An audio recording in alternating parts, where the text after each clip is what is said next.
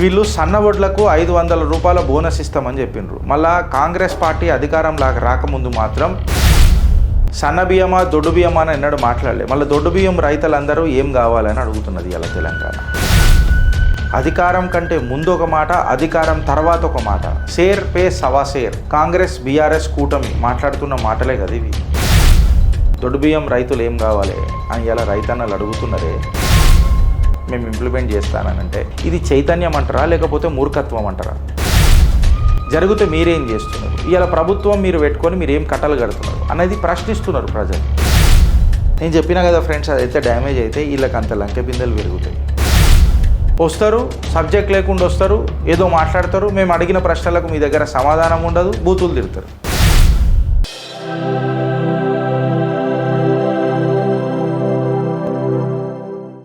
సన్నవడ్లకు 500 bonus వచ్చే వానాకాలం season నుంచి ఇవ్వాలని రాష్ట్ర కేబినెట్ నిర్ణయం.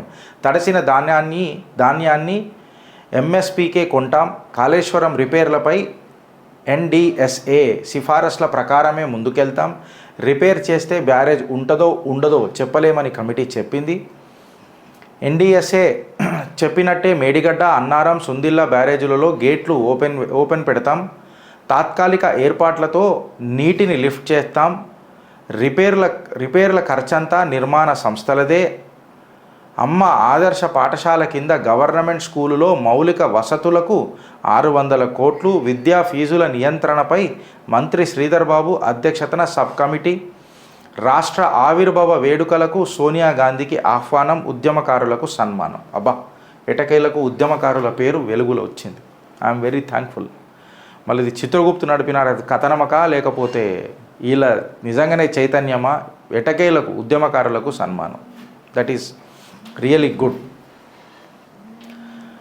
అయితే ఇక్కడ మనం మాట్లాడాల్సిన విషయం ఏంటంటే, వీళ్ళు సన్నవడ్లకు 500 రూపాయల బోనస్ ఇస్తామని చెప్పిండ్రు. మళ్ళా కాంగ్రెస్ పార్టీ అధికారంలోకి రాకముందు మాత్రం సన్న బియ్యమా దొడ్డు బియ్యమా అని ఎన్నడూ మాట్లాడలే. మళ్ళీ దొడ్డు బియ్యం రైతులందరూ ఏం కావాలని అడుగుతున్నది ఇలా తెలంగాణ. రైతన్నలు అందరూ అడుగుతున్నారు, మేము ఏం చేయాలని అడుగుతున్నారు. సో ఫ్యాక్ట్ ఏంటనంటే, అధికారం కంటే ముందు ఒక మాట, అధికారం తర్వాత ఒక మాట. షేర్ పే సవా షేర్. కాంగ్రెస్ బీఆర్ఎస్ కూటమి మాట్లాడుతున్న మాటలే కదా ఇవి. వాళ్ళు కూడా రైతన్నలను ఎటకేలకు మోసం చేసిరు. రైతన్నలకు సంకల్లేసిన ప్రభుత్వం బీఆర్ఎస్ ప్రభుత్వం. ఎర్రజొన్న రైతులది మనం మరిచినమా? మొక్కజొన్న రైతుల ఉద్యమం మనం మరిచినమా వెనకటికి? ఇప్పుడు మళ్ళా సన్న వడ్లకు బోనస్ 500. మళ్ళా దొడ్డు బియ్యం రైతులు ఏం కావాలి అని ఇలా రైతన్నలు అడుగుతున్నారే. రేవంత్ అన్న మీ సర్కార్ని, వచ్చే వానాకాల సీజన్ నుంచి సన్న వడ్లకు క్వింటల్ 500 బోనస్ ఎక్సెట్రా. గురుకుల హాస్టల్స్ రేషన్ షాపులో సన్న బియ్యం పంపిణీ కోసం సన్నవడ్లు సాగును ప్రోత్సహించినట్టు ప్రకటించింది. అకాల వర్షాలతో తడిసిన ధాన్యాన్ని మద్దతు ధరలకే కొనుగోలు చేసేందుకు మంత్రివర్గం ఓకే చెప్పింది. ఈ మేరకు కలెక్టర్లకు ఆదేశాలు ఇచ్చింది. సెక్రటేరియట్లో సోమవారం మధ్యాహ్నం 3:25 సీఎం రేవంత్ రెడ్డి అధ్యక్షతన 3 గంటల పాటు చర్చించారు. దాదాపు 3.5 గంటల పాటు సమావేశం జరిగింది. కాళేశ్వరం ప్రాజెక్టు సిబ్బంది, ఎన్ఎస్డిఏ నిపుణుల కమిటీ ఇచ్చిన మధ్యంతర రికమెండేషన్స్ రిపోర్టుపై కేబినెట్ సుదీర్ఘంగా చర్చించింది. ఆ కమిటీ సిఫారసుల ప్రకారం మేడిగడ్డ, అన్నారం, సుందిల్లా బ్యారేజీలలో నీటి నిలువల ఉంచబోమని స్పష్టం చేసింది. ఇప్పుడు ఇది ఎన్ఎస్డిఏ రిపోర్ట్ ఇచ్చేప్పుడో ఇచ్చింది. ఆ క్రాక్లు వచ్చినప్పుడే ఎన్ఎస్డిఏ రిపోర్టు విజిట్ చేసింది. దాని తర్వాత క్లియర్ కట్గా వాళ్ళ రికమెండేషన్స్ ఇచ్చిండ్రు. Post 5 months you are just again implementing the NSDA recommendations.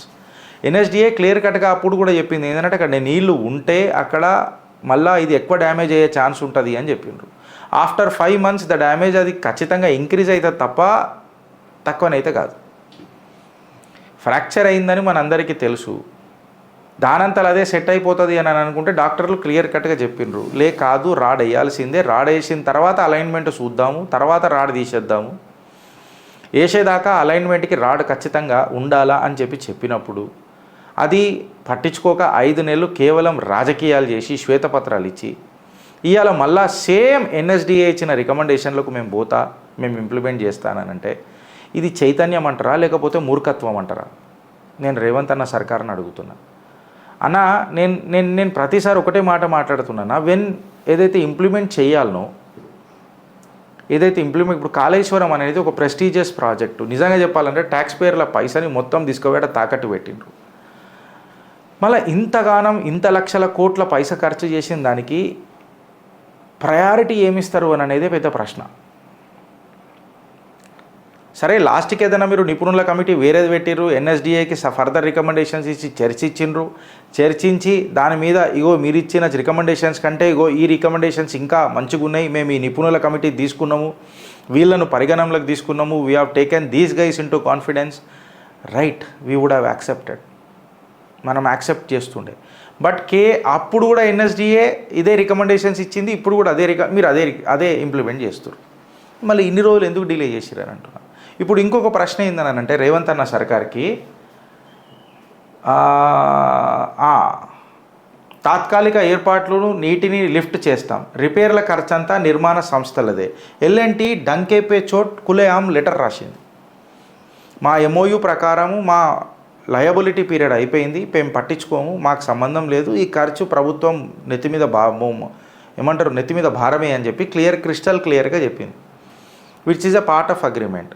So ఈ పైసలు వసూలు అనేది కేసీఆర్ ఆస్తులకేం తీస్తారా, హరీష్ రావు జేబులకేం తీస్తారా, లేకపోతే రేవంత్ రెడ్డి సానుభూతి కూటమి ఎట్లనైతే ఇండైరెక్ట్ కూటమి నడిపిందో, పొలిటికల్ కూటమి, సైలెంట్ కూటమి, మళ్ళీ ఆ కూటమికి మద్దతుగా మిత్రపక్షం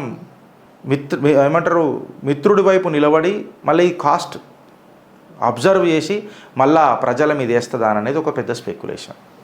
మళ్ళా ఆ సంస్థలదేనంటే ఎవడు పుక్కట్లా చేస్తాడో చెప్పుర్రి. ఎల్ఎన్టీ క్లియర్ కట్గా చెప్పేసారు వాళ్ళు. ఎల్ఎన్టీ ఇప్పుడు మన మెట్రో సీన్లో కూడా కపుల్ ఆఫ్ ఇయర్స్ నుంచి వాళ్ళు 2000 crores per year లాస్ ఇంకర్ అవుతున్నారు, పీక్ డిమాండ్ తగ్గుతున్నది మీ అడ్డమైన స్కీమ్ల వల్ల అని చెప్పి వాళ్ళు క్లియర్ కట్గా చెప్పి లెటర్ ఇచ్చేసారు. 2026 కల్లా మేము మానిటైజ్ చేసేస్తాం మొత్తం ప్రాజెక్ట్ని అని చెప్పి చెప్పిండ్రు. Even including the real estate projects ఏవైతే ఉన్నాయో అది కూడా మానిటైజ్ చేసేస్తామని అన్నారు. And the same company L&T ఈ కాళేశ్వరాన్ని కూడా నిర్మించింది, or to that matter construction చేసింది, బట్ డిజైన్ కేసీఆర్ ఇచ్చిండు అని చెప్పి వాళ్ళు చెప్తారు. నౌ ఫ్యాక్ట్ ఏందనంటే, మీ స్క్రూటినీలో మీకు ఏం తేలుతుంది, అసలు ఏం జరిగింది, జరిగితే మీరేం చేస్తున్నారు, ఇవాళ ప్రభుత్వం మీరు పెట్టుకొని మీరు ఏం కట్టలు కడుతున్నారు అనేది ప్రశ్నిస్తున్నారు ప్రజలు. అది మీరు ఏం చెప్తారనేది మాత్రం ఏం చెప్తలేరు. మళ్ళీ ఎన్ఎస్డిఏ రికమెండేషన్స్కే మీరు మక్కువ చూపుతున్నారు, ఇంక్లైండ్ అవుతున్నారు. మళ్ళీ 5 నెలలు ఎందుకు వేస్ట్ చేసిర్రు? దానికి ఇర్రిపేరబుల్ డ్యామేజ్ అయి ఉంటుంది కదా ప్రాజెక్ట్కి. ఇంకా నేను చెప్పినా కదా ఫ్రెండ్స్, అది ఎంత డ్యామేజ్ అయితే వీళ్ళకి అంత లంకె బిందెలు పెరుగుతాయి. ఎందుకనంటే ద కాంప్లెక్సిటీ పెరుగుతుంది, కష్టం పెరుగుతుంది. అప్పుడు కష్టపడి దాన్ని ఇంకా డ్యామేజ్ చేసి అప్పుడు ఇష్టపడి ప్రాజెక్ట్ తీసుకుంటారు వీళ్ళు. అప్పుడు మొదలైతాయి మళ్ళీ నేను ఇష్టపడి కష్టపడి ఆడబడి ఈడబడి ఈయన్ని చేసి అది చేసి మళ్ళీ ఫిలాసఫికల్ మాటలు మాట్లాడతారు. ఇప్పుడు అడిగిన ప్రశ్నలకు సమాధానం ఉంటుందా ఈ కాంగ్రెస్ వాళ్ళ దగ్గర అని అంటే ఉండదు. నేనేమంటున్నా కాంగ్రెస్ కార్యకర్తలకు కూడా నేనేమంటున్నా అంటే, నన్ను వ్యతిరేకించుర్రి, నేను వద్దని అంటలేను, వ్యతిరేకించుర్రి, కాకపోతే లాజిక్గా రానరు కదా. మీరు లాగులేసుకున్న వాళ్ళు రా నాయన, నేను అది చెప్తున్నా. లాజిక్ ఏడున్నది మీకు? వస్తారు, సబ్జెక్ట్ లేకుండా వస్తారు, ఏదో మాట్లాడతారు, మేము అడిగిన ప్రశ్నలకు మీ దగ్గర సమాధానం ఉండదు, బూతులు తిడతారు, ఏమోనంటే దాడులు చేస్తానని అంటారు. సో ఏమవుతుంది? ఎన్ని రోజులు ఆపుతారు? నేను పోతే ఇంకొకడు వస్తాడు, ఇంకొకడు పోతే ఇంకొకడు వస్తాడు. ఖచ్చితంగా మీ పనులను వ్యతిరేకించేటోడు ఎవడో ఒకడు ఉంటాడు కదా. వ్యతిరేకించొద్దు అని అంటే అది నియంత పాలన అవుతుంది కదా.